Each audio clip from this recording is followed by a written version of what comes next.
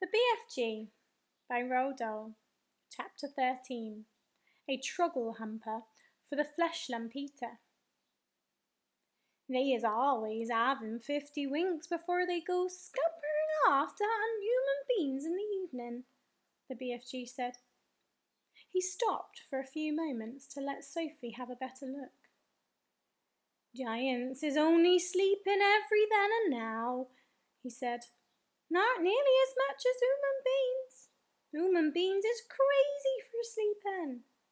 Is it ever occurring to you that a human being who is 50 is spending about 20 years sleeping fast? I must admit that never occurred to me, Sophie said. You should allow it to occur to you, the BFG said. Imagine it, please.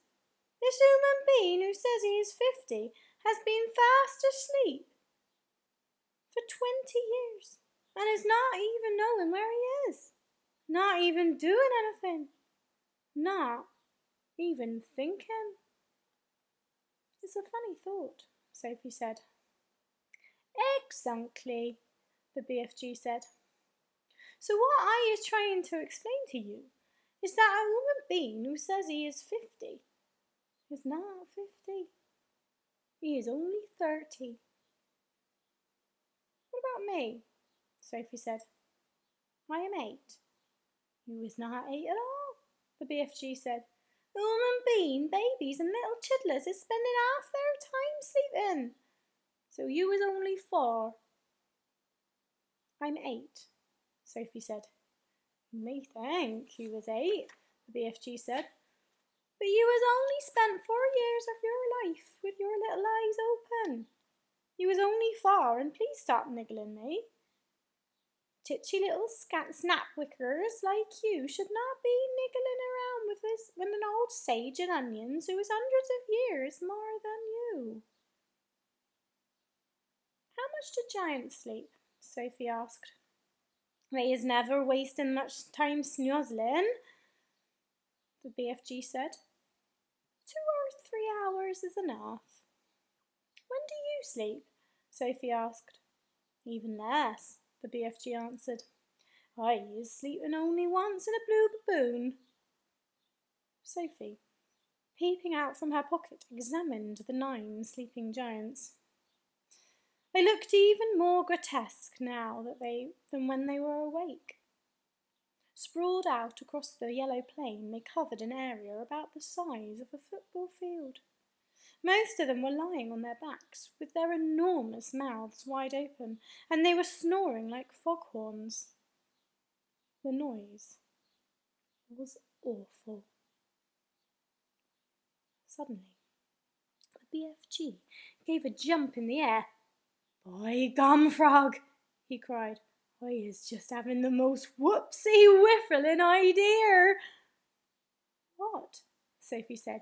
Wait, he cried. Hold your horse feathers. Keep your scut on. Just you wait to see what I is going to bring about. He galloped off fast to his cave with Sophie hanging on tight to the rim of the pocket. He rolled back the stone.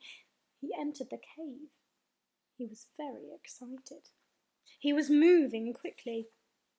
You stay where you was in my pocket, Huggy Bee, he said.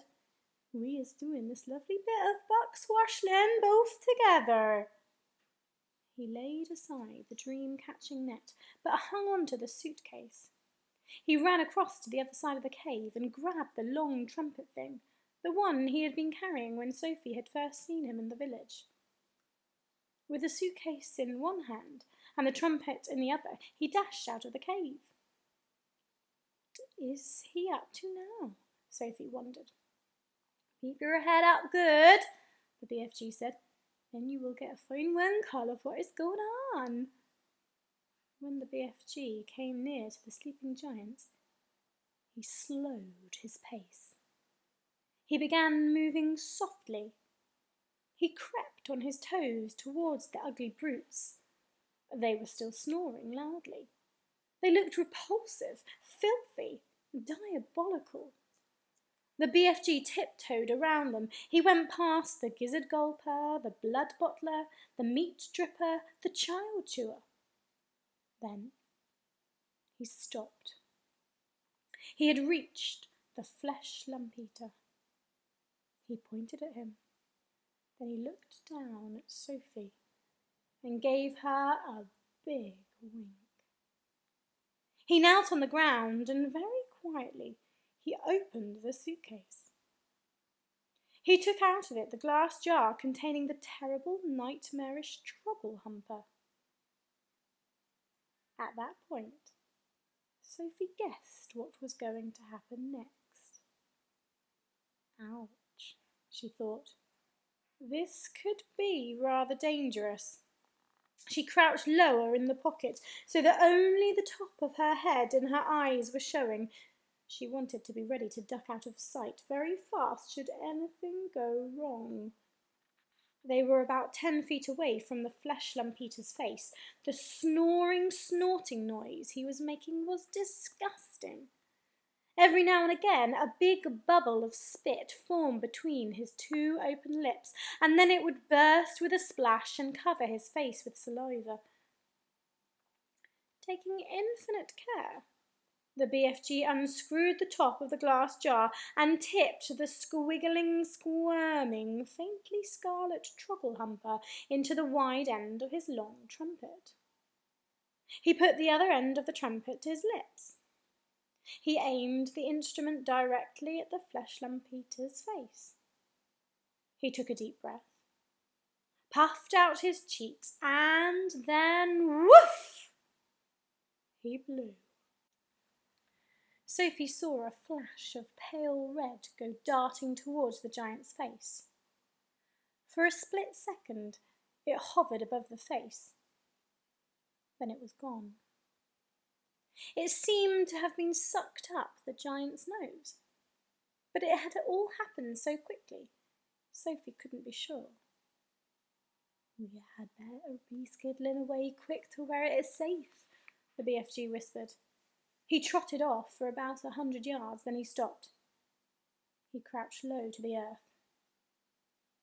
"Now," he said, "we is waiting for the gun and the flames to begin." They didn't have long to wait. The air was suddenly pierced by the most fearful roar Sophie had ever heard, and she saw the Fleshlumpeater's body, all 54 feet of it, rise up off the ground and fall back again with a thump. Then it began to wriggle and twist and bounce about in the most violent fashion. It was quite frightening to watch. Roared the Fleshlumpeater. "He's still asleep," the BFG whispered. "The terrible Trogglehumper nightmare is beginning to hit him." "Serves him right," Sophie said. She could feel no sympathy for this great brute who ate children as though they were sugar lumps. "Save us!" screamed the Fleshlumpeater, thrashing about madly. "He's after me! He's getting me!" The thrashing of the limbs and the waving of arms became more violent by the second. It was an awesome thing to watch, such a massive creature having such mighty convulsions. "It's Jack!" bellowed the Fleshlumpeater. "It's a grewful, guntious Jack! Jack is after me! Jack is whack-rattling me! Jack is spike-sticking me! Jack is splash-punking me! Oh, it is the terrible freight-sweeping Jack!" The Fleshlumpeater was withering about over the ground like some colossal, tortured snake. "Oh, spare me, Jack!" he yelled. "Don't hurt me, Jack!" "Who's this Jack he's on about?" Sophie whispered. "Jack is the only human being all giants is frightened of," the BFG told her. "They's all absolutely terrified of Jack. They's all hearing that Jack is a famous giant killer." "Save me!" screamed the Fleshlumpeater. "Have mercy on this poor little giant! The beanstalk! He is coming at me with his terrible spike-sticking beanstalk! Take it away, I is begging you, Jack. I is praying you not to touch me with your terrible spike stick and beanstalk. Us giants, the BFG whispered, is not knowing very much about this dreaded human being called Jack. We is knowing only that he is a famous giant killer, and that he is owning something called a beanstalk. We is all knowing also that the beanstalk is a fierce something, and Jack is using it to kill giants. Sophie couldn't stop smiling. What's you giggling about? The BFG asked her, slightly nettled. I'll tell you later, Sophie said.